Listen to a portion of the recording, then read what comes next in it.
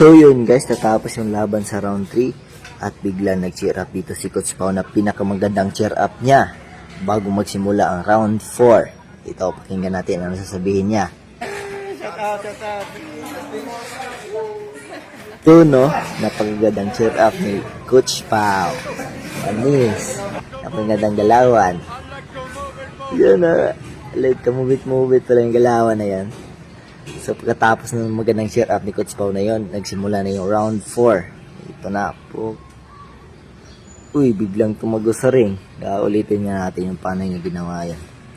Dito, nag-position nga, straight, thrust, jab na, up, tumira ng dalawang suntok ng kalaban, hindi tumama. Sa dun, hindi tumama dalawang hook. Dito, nag-double jab upper, boom. Tagos. Ulitin nga natin yung paano yung ginawa yan. Dito, nag-position nga, straight, thrust, jab na, up, tumira ng dalawang suntok ng kalaban, hindi tumama. Sa dun, hindi tumama dalawang hook. Dito, nag-double jab upper, boom. Tagos. Natin ano sasabihin niya. Shout out. Ito no, napakagandang cheer up ni Coach Pao.